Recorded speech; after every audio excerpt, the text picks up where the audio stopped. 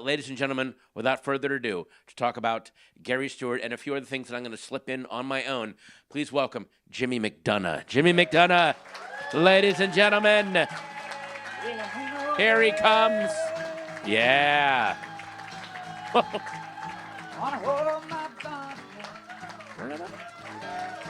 There you go. Oh. Yes. Nice, quietly. Okay. They put that low in the mix. Jimmy, how are you doing? I am dandy, sir. Is this the last night of your book tour, the second to last, or what's going on? Second to last. Second to last. Yeah. For all you out there, tomorrow night we're going to wreck the joint with Margaret Dahlrod. Come see us, Stories Books. I got to put in a plug. No, you have to, man. One more night. Yeah, you got to hear. So I was thinking about it for some reason. Once again, you can't just say, "Oh, I want to do a biography on this subject," and then write it. It has to, seems to have to take over your life in some way, physically, emotionally. The Ghastly one with Andy Milligan, correct, which references your second book, which you actually wrote first, which was Shaky, which almost cost you your sanity, correct, and your livelihood and correct, everything. Yes, yeah, would you say that? Oh yeah, absolutely. Yeah. Drove me fucking nuts, Yeah. Patton. Okay. Okay. Write a book about a guy. He's got $1 million. Don't do it. He might change his mind. Yeah. And then to relax, you wrote one on Russ Meyer, a very chill, laid-back. That's correct. Yeah. Yeah. Very fun. Yeah. And then how about some Al Stewart? How about some Tammy Wynette? It is all these extreme personalities. And then Gary Stewart, which this one took you 38 years. 38 years. I don't recommend it if you're an aspiring writer. It's not a good business model, to put it mildly. I just want to give you an overview of how this guy's career and books form and what his process is like before we go into this. That's who we're talking to tonight. This is the way this guy does biographies. He very brilliantly and stupidly lays everything on the line. He puts all his chips on one spin, and here we go. Yes? Yeah, absolutely. All right. God, they sent me so many things to talk to you about. I want to ask you every one of these friggin' questions. But this one was very interesting, though. What? Because you do, and I've noticed this, you frequently quote Hubert Selby, his epigraph, "A man obsessed is a man possessed by a demon." Right. And that seems to that is definitely a kind of running theme to a lot of your work, it seems. Yeah. You're drawn to those people. Is that how you, what was young Jimmy McDonough like? Were you fueled by that same demon early on, or did that happen later in life? Well, I'll tell you, I got obsessed with things when little Jimmy, like Abraham Lincoln. I remember. Okay, Jimmy. Hang on. Yeah. You just compared yourself to Abraham Lincoln. No. I got obsessed with Abraham Lincoln. Yo, you got obsessed. I thought you were saying you were going, much like Abraham Lincoln. Yeah. I and Abraham Lincoln. No. Remember how I couldn't take enough acid to make that statement. Remember how much Abraham Lincoln was into the cramps? He just could not get enough of them. Sorry, go ahead. That was weird phrasing, all right? So to catch you on that, all right. But I remember being at Ford's Theater, and they had to get another tour guide because I was asking such obscure questions. The guy just got flummoxed and said, "Who is this brat? Get him away from me." And that's sort of been my whole life. I just, well, first of all, I never write about somebody who doesn't move me entirely. It's never been a gig for me, which has been very frustrating for my agent. After I wrote Shaky, Neil Young's biography, it was like flowers, roses. You want to write about Led Zeppelin? Nah, I think I want to write about Russ Meyer. Did not go over big. But if I'm not obsessed with it, if I don't feel it in the Grinch, as Russ Meyer would say, I can't do it. And I spend years on these books. I think about them all the time. And to get back to that quote, always in my work, I can't tell you if this is a good thing. I don't even know if biography is a good thing. It's just an obsession. And this book in particular, holy moly. Yeah. I mean, I just went all out. I really feel this is going to be my last biography. I'm going to write other things, but I just felt that this guy was such an original character. I had to go all the way with it, and that caused a lot of problems. I put it off for years because I knew there wasn't a happy ending. I had written about him originally. My very first story for the Village Voice was about Gary, and it meant a lot to people. They'd come up to me and say, "Oh, that story," and it sort of gave me the heebie-jeebies because I didn't want to come back and do Scream 7. You know what I mean? Yes. I wanted to do something original about Gary, and the key to it was going back and talking to his family and realizing they were an essential part of the book. And I just thought, I love the way these people talk, and I love them, and I just want them to tell their part of the story without any fancy stuff or me butting in. And that gave me the key to doing this book. And that's interesting because so much of again, I'm gonna try to not bring up the ghastly one with every friggin' question I ask you. But that's another key book of yours in which you are talking about this very flamboyant, very huge, larger-than-life subject. Yeah. And at the last third is when you go back to talk to his family and you get what it is that scarred him and shaped him and fueled him. Yeah. It wasn't all good fuel, but it burned really, really hard. And was it the same thing with Gary? Like, you've got to go in to the scene of the crime almost and do like forensic digging into the DNA. Yeah. I always wanted to write true crime, and I just never. I think psychically that would not have been good for little Jimmy. So, but it was a big influence on me, true crime, and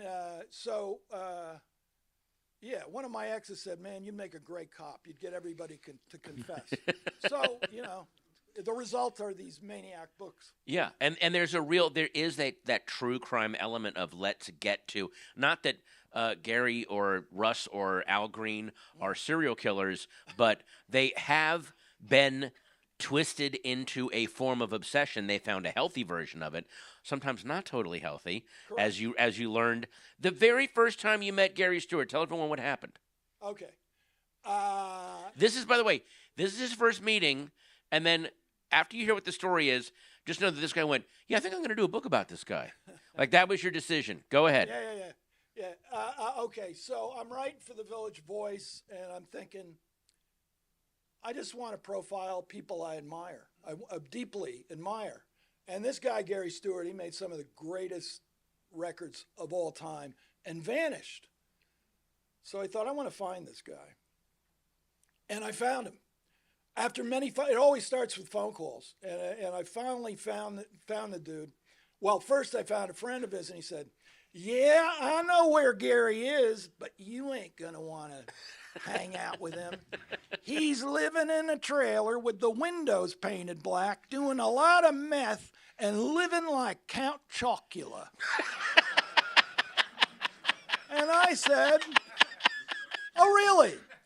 Give me the number." Yeah. I called Gary. We hit it off because we had a love of music, and he recognized in me whatever my irks and quirks.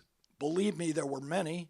Even then, I really loved his music, and I said, "Gary," and I was new at this. I didn't know about journalism. I transcribed my interviews by hand, listening through a Walkman. I really didn't have a clue of what I was doing, but I said to him, "Gary, I want to come down there and interview you. I really think the world needs to." And of all the people I met, he really did not care about stardom. You know, Patton, there are showbiz figures who will tell you, "Yeah, I don't care about being a star." And they're the first ones to be Googling their name at 4 a.m. to make sure they're on the cover of Rolling Stone. Also, they're the ones who always you find out later, they have the 5 and 10-year plan mapped out in a notebook where it was all, right. and being, right. and having the stance of like, this is all bullshit is literally written into the plan. Like, avoid these things to make them come after you. And we've all met people like that.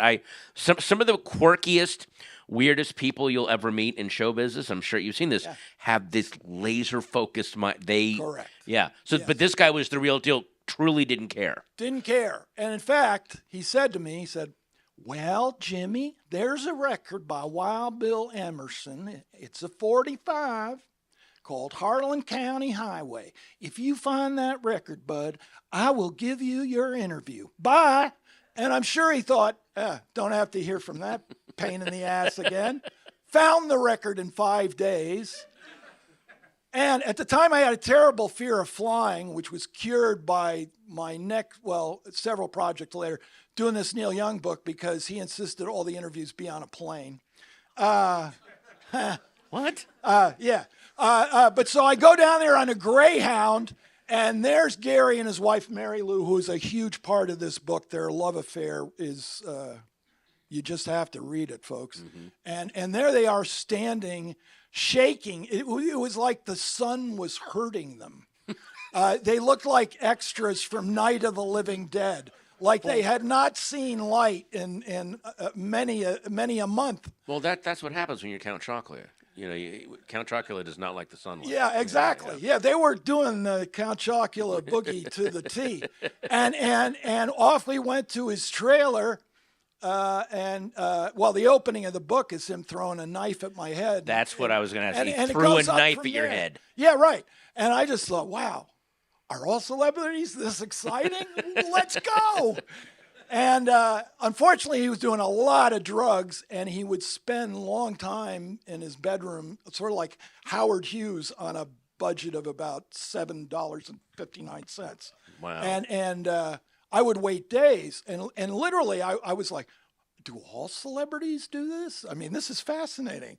Do they do their thing and then they have to recharge their batteries? So it was a trip, and it led to this crazy book, and he was the greatest guy ever. Wow. But again, this starts off as an article for the Village Voice, right, and then it slowly grows and grows while you're doing all these other books. Right. I mean, and again, you get through your life with Shaky, and then also your experiences with Andy Milligan, who you worked with, and you are in an Andy Milligan film. Yes, indeed. Yes. Indeed. Andy Milligan, oh, man. Yeah. I could bore you to death talking about Andy. Andy was just a maniac, misanthrope, sadist, and he made these $1.98 movies for 42nd Street, starring some thespians, some white trash he picked up in the bar the night before, and maybe the grocer on Staten Island. Yet they were really personal. He had a whole deal that you really, in doing the book, I unearthed how and for him to be making these movies in Times Square, trying to do these very personal statements, it was agony plus. But anyway, he called me one night and said, "Babe, I'm making a movie. You want to come out? I'll pay you $100 a day." I had just gotten my union card, and they all thought I was out of my mind. You are leaving working for Sidney Lumet to go work for a guy who makes monster movies in his shed? Best decision I ever made. It was, Andy was, the Ghastly One, which I consider that in this book. This is sort of like the Ghastly One on the set of Hee Haw. But the Ghastly One's really close to my heart, and a very personal story. I mean, I watched him disintegrate before my eyes, and another just, it's the book you've read. Yeah. Well, but leading back to Gary Stewart, you're now in New York. Yeah. You're from the small town. You're suddenly in New York. You're suddenly writing for the Village Voice. Yeah. Your debut thing is a article about Gary Stewart. Right. And then, so how did you get to the point where you're like, this article can now become a book? When did that decision happen? You know, Patton. Oh, they're coming for us. Damn. Oh, man. Is that you? It's me. Is that your Andy Milligan alarm? Did they find another one of his movies? Yeah, that's exactly right. I don't know. Like with you, when you were a kid, did you see like Myron Cohen on the Mike Douglas show and say, "Oh yeah, I got to do that"? Not quite Myron Cohen, but yeah. All right, that's weird reference, but thank you. But you see, Wow. it wasn't like that for me. I Right. never had a plan. I still don't have a plan. Uh-huh. I just kind of fell into it. It was like somebody else was driving the car. I just had to do these things. But okay, but Yeah, you said that like when you met Gary, Yeah. he could sense similarities in you. He could sense similar Yeah. quirks and obsessions. So how did you sustain his? Because there must have been. He sounds also very temperamental, very unstable, Yeah. and much like with Shaky. Yeah. Were you gun shy because of what you went through with Shaky? Were you waiting for the day that Gary's like, we're not doing this book? Were there days when Gary's like, don't ever call me again? Yeah, Or- There so- was, in fact, in the early So how 90s. did you keep that going all this time? I'm as fucking insane as they are. Oh, okay, good. That's yeah. it. I get right on their plane and go, yeah, I wouldn't fucking talk to me either. I'm a fucking maniac. Go ahead, hang up on me. But then you eventually call back because we're pals. So, what I also love about all your books is even when you're doing something like you can't say that. I mean, Neil Young is Neil Young, but then when you're doing something like an Andy Milligan or a Russ Meyer, or the Ormond family, you're not doing it. You're not doing. You never take the stance of, oh, look at this weird little side alley of show business. Isn't this freakish? You're like, no, this is important. And this is why. This is important to the bigger picture of mainstream showbiz. So what, and you really explain it really well in the Milligan book, really well in the Orman book. This feeds into stuff that we now take for granted as normal showbiz, or as mainstream. So why is Gary Stewart important? And because you said he's a great songwriter that vanished. He truly vanished. Yeah, right. Because, they talk about country rock. Most people who are country rock are just have a little touch of country, and palatable enough for the rock and roll crowd. I find, right? Gary was at this vector. He was in Kentucky and then he was in Florida. And he just absorbed Jerry Lee and Little Richard, all those cats, and all the kind of bluegrass, high lonesome of Kentucky. He went to Florida. He got totally obsessed with the Allman Brothers.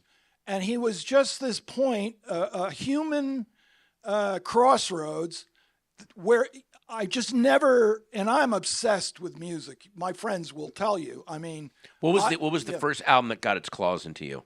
The first album? Or the first song that you heard it and went, okay, this is... I'll tell you, I was a kid, and I was kind of a sad sack kid. My head weighed like 400 pounds, and I had the glasses with the rockets on the side.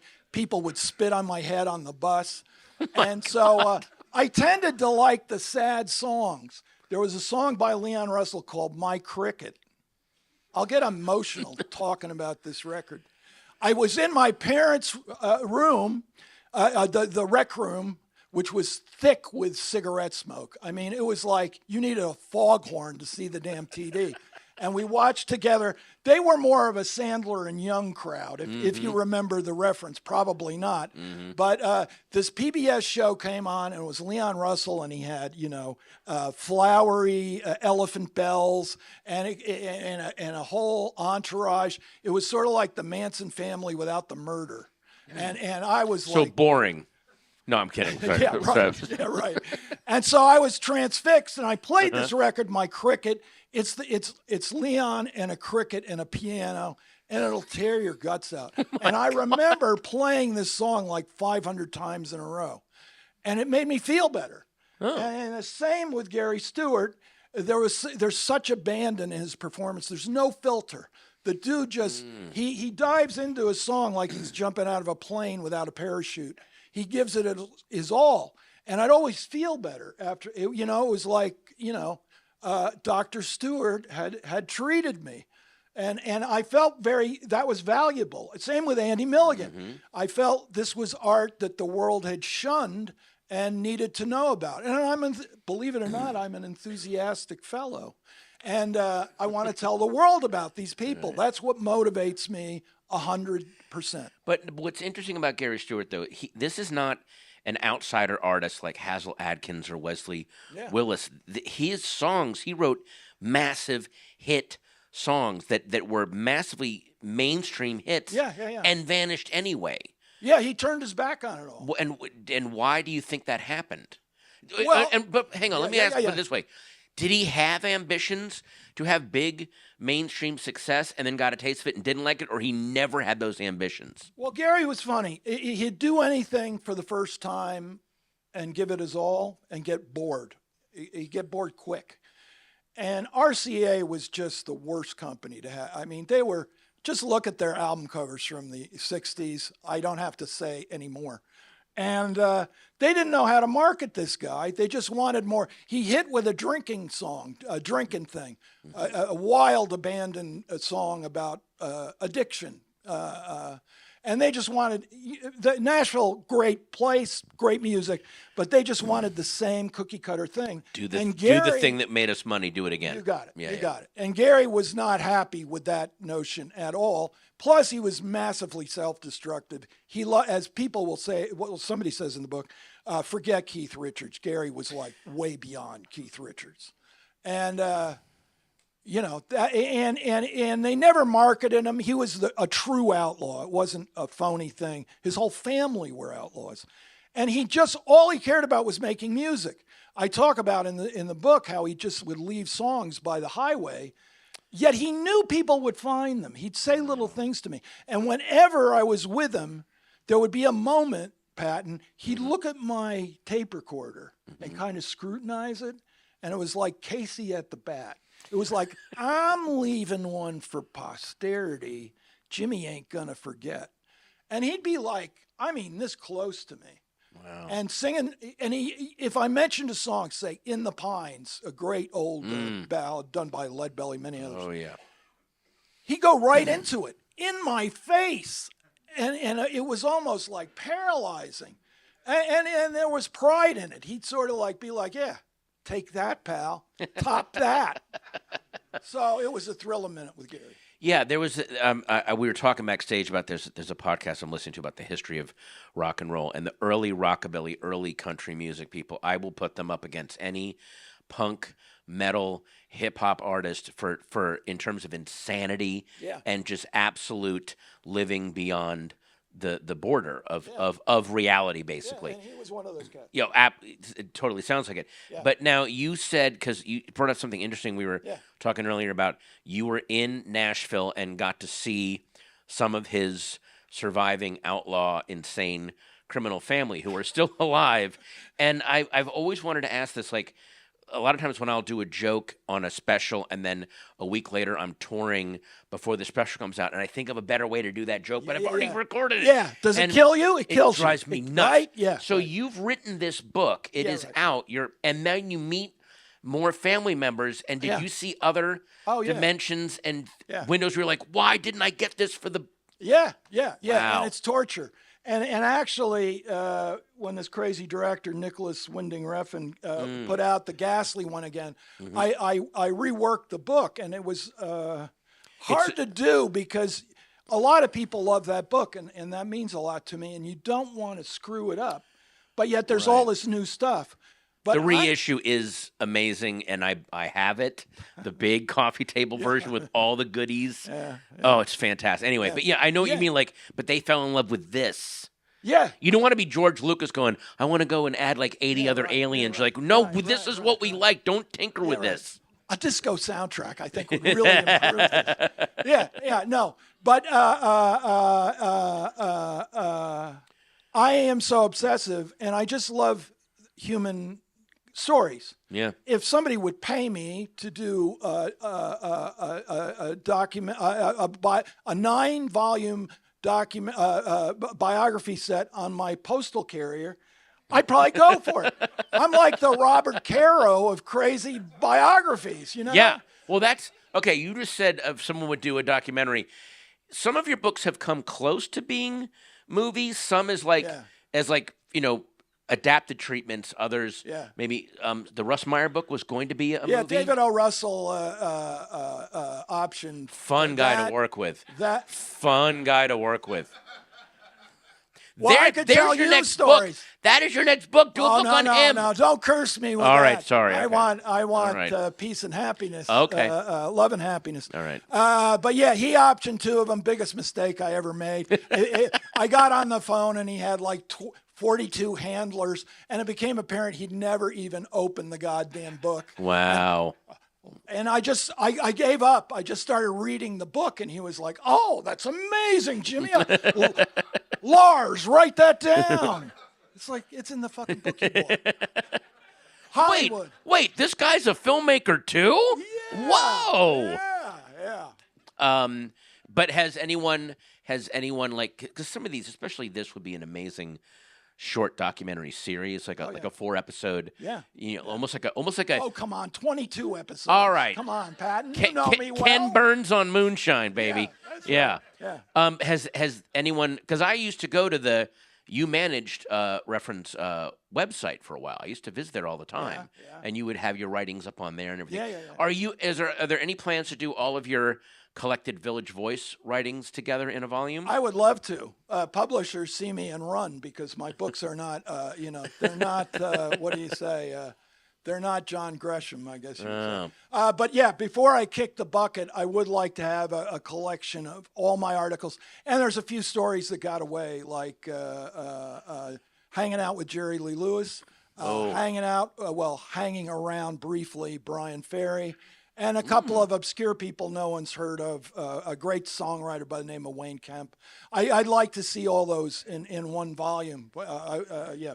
Maybe the Grammy Museum should lock you in here with a typewriter and just let you start curating some of their more obscure things. As long as they have those white Cheez-Its. Those were tasty. Yeah. Those were tasty. That's how they get you, man. That's the fancy stuff. The first taste is free. First bag is free, and then you gotta pay for the other ones with writing. Are there any big biography subjects that did get away from you that you had? Oh, yeah. Who were the big ones? Don Rickles. Rodney. Oh, really? Yeah, I tried to sell a book. Nobody would buy it. And Rodney Dangerfield. And I wanted to do like the Raging Bull of stand-up comic biographies. Mm-hmm. And Rodney, man, I'm sure you know the things. Oh, boy. But I couldn't, no one bit. I'm sure you know this. If you ever watch, there's a Barry Levinson film called Tin Men. Yeah. About the aluminum siding salesman and all the scams they would do.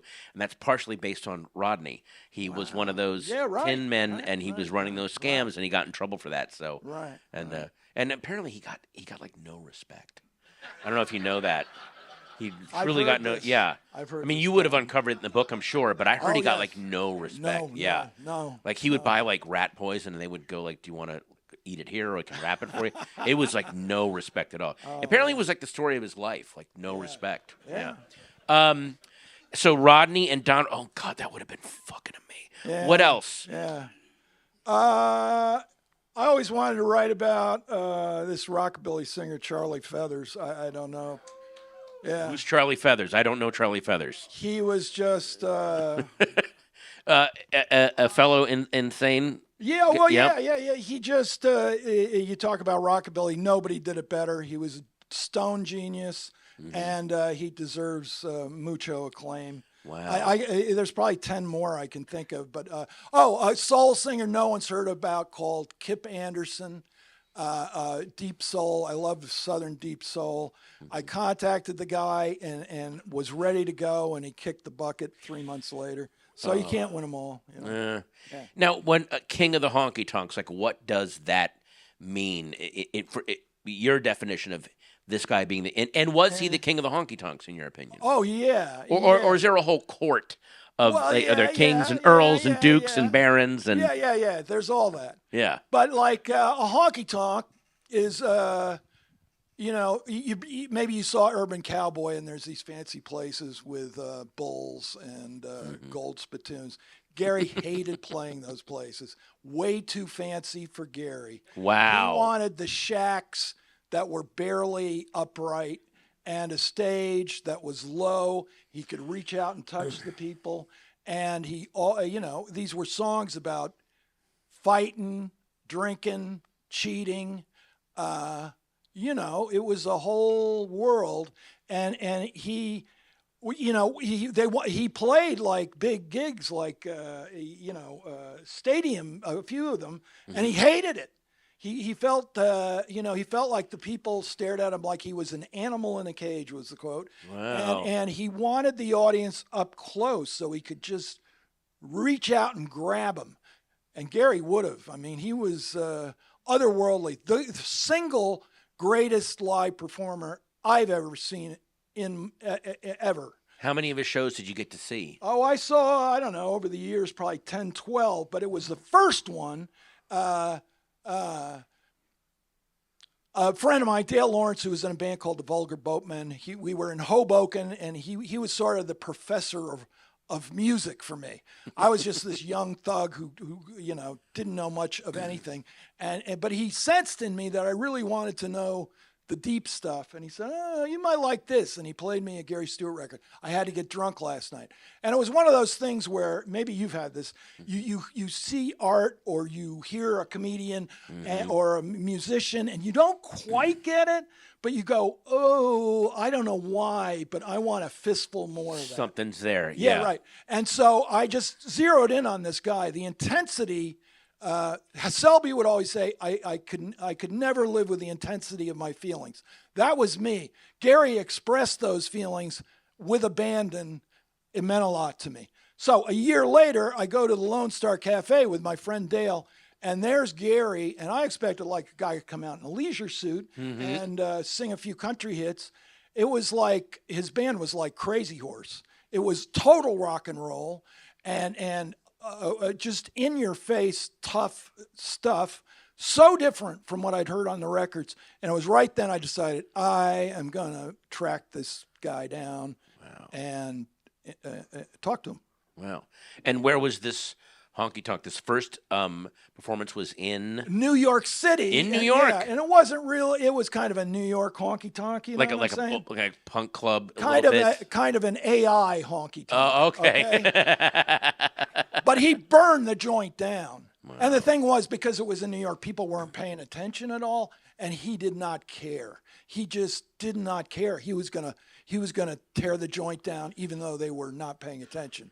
And it moved me, to say the least. I've been to shows like that where a performer is in front of, and not a hostile crowd, but an indifferent one. Yeah. And then you just see them, and they're not even defiant. They're just like, I'm going to get these guys. Like, by the end of this, they'll be pressing against the stage to try to touch me. Yeah. I'm going to win. Yeah. And they win. Yeah. And me winning means they're going to win, because they're going to have an amazing night. Like, that's the best energy when you see that happen. Correct. Yeah, yeah. And I saw it many a time with Gary. He was just a phenomenal cat.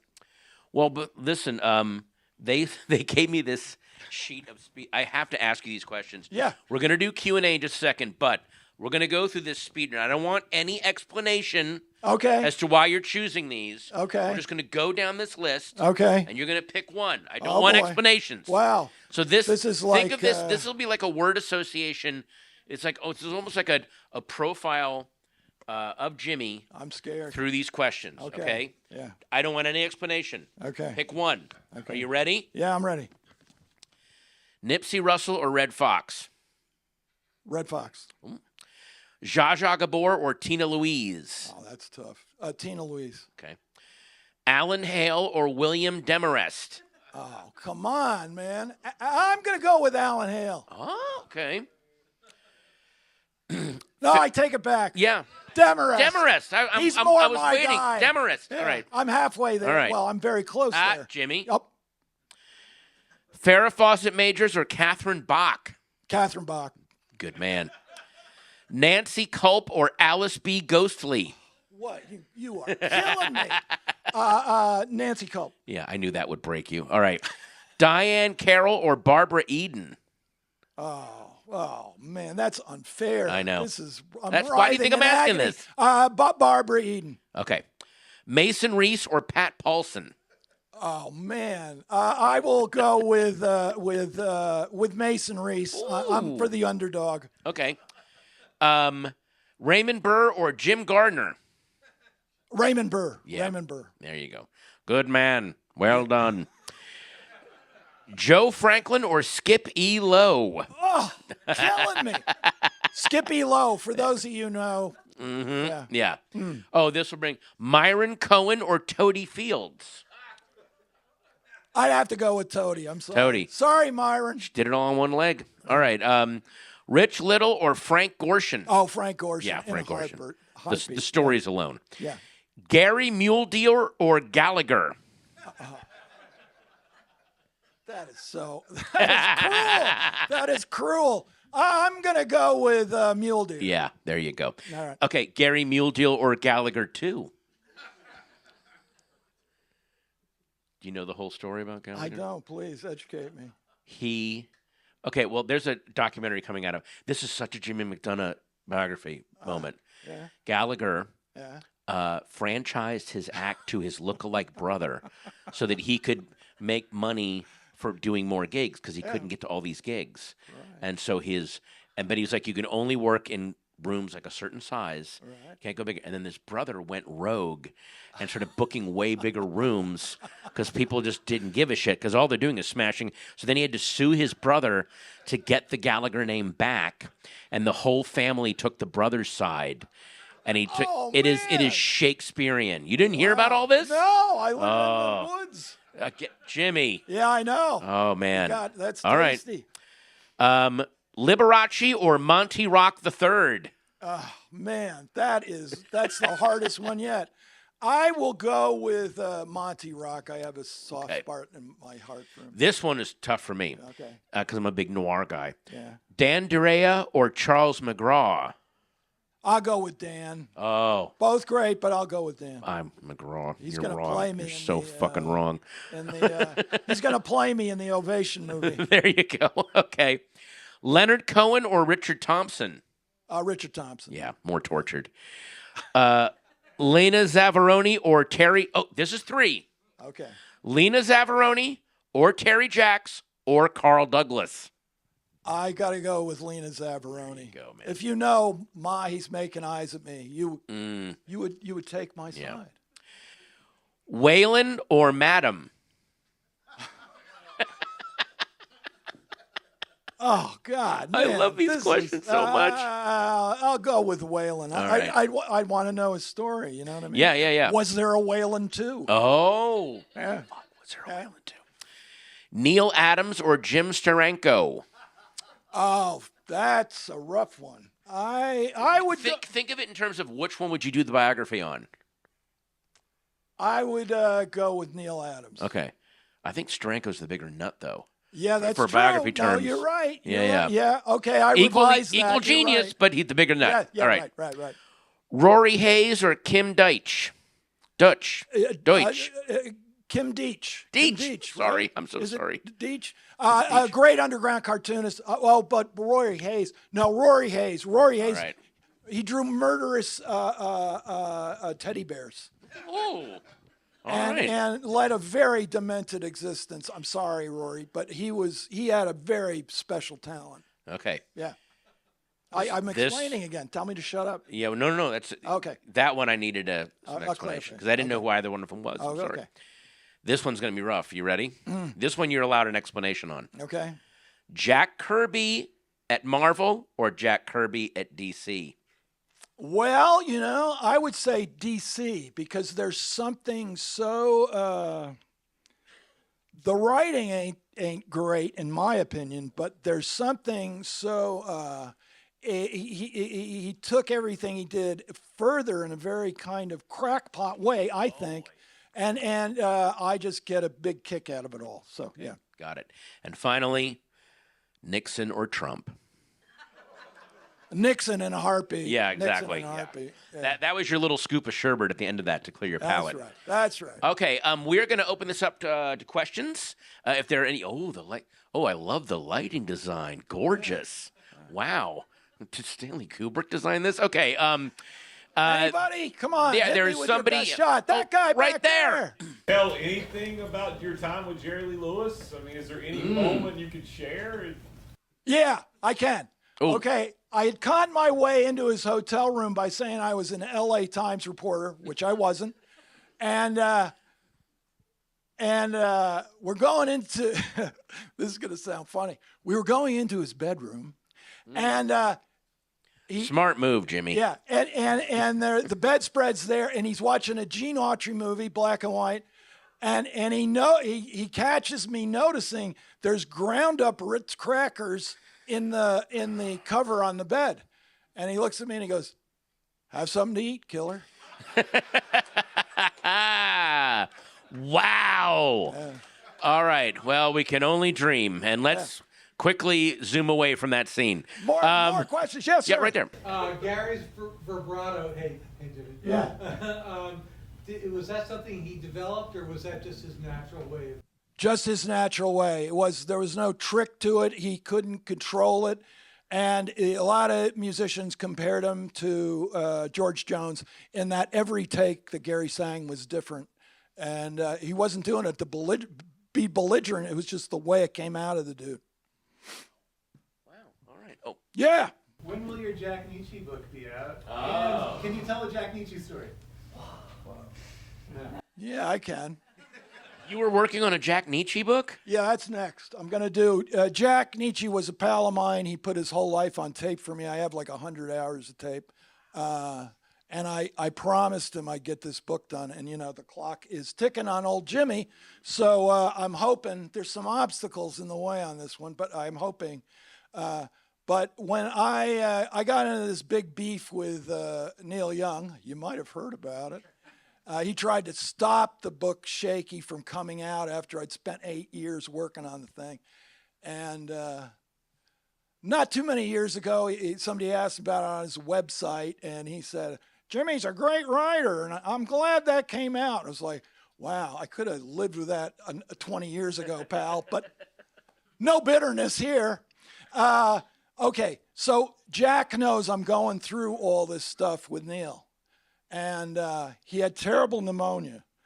And the last words he said to me were, "Do you want me to go to the ranch and kill him, Jimmy?" He died the next day. Great, great guy. Wow. And this book, there's an Ed Wood connection to Jack Nietzsche. What? Yes. Criswell appears in the book. It's just Jack was one of a kind. Great guy, and no filter, and you will laugh your ass off. I hope. Yeah. Okay. Yes, right there. Yeah. Tell the audience how I tricked you into getting your first Neil Young interview. Oh, yeah. This is Bill Bentley, a monolith in the music business. His searing autobiography, Towel Boy, which will be in the bookstores sometime before both of us die. But anyway, this guy, I had done all these profiles for The Voice, and he said, "Who do you want to write about on the label? Anybody, name him. I'll get him to you." I said, "Well, one guy, don't want to hear this name." And I said, "Neil Young." Long pause. 9 months later, I was on a ranch waiting for Neil to pick me up in his gleaming 59 Cadillac Eldorado Biarritz. I got in the car and literally said to him, "I love your music, but the records you've been making for the last 10 years really suck." Now, little did I know, he liked that kind of attitude when he liked it. But I digress.